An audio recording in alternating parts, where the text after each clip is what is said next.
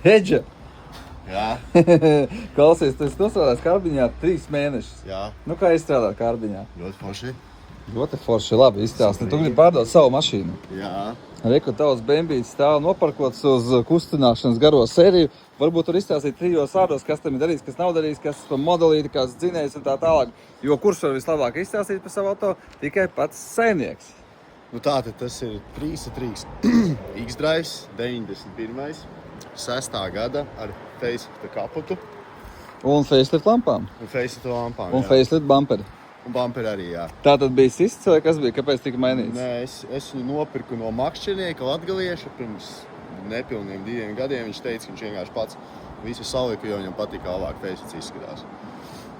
Tātad, kas ir darīts? Pats, ko es esmu izdarījis, mainījis vārstavāku blīvi, es esmu mainījis starteri, visus 4 amīšus, visām 4 atspērēm, gultnes, arī augšējiem amīšiem, vēl kaut kas tika mainīts, dačika, visu kaut kādi. Viss, kas bija vajadzīgs, tas bija nomainīts mašīnai. Nu, izklausās tā, ka nekad nebūtu plīsis, kā jau viss BMW. Diemžēl tā nebija, bet nu. Un kas vēl viņam ir ordināls nobraukums, 300 000, arī bildes no BMW dealer centra var salīdzināt. Un tā super auto.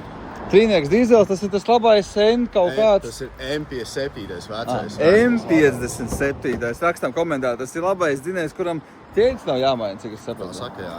Jā, bet nu, jā, šitāds aparāts.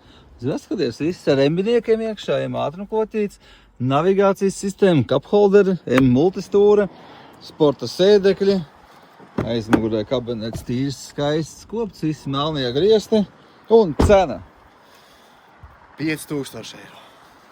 5000 eiro par 330 dīzelī. Tā kā, ja kādam interesē Edžas mašīna, tad droši brauc uz Karbiņu, Dārsiem jau 58. Protams, finansējumu ar var uz viņu sakārtot, un maiņā mēs arī varam pieņemt kādu no jūsu auto. Tā kā gaidām ciemos. Tieši tā, gaidīsim.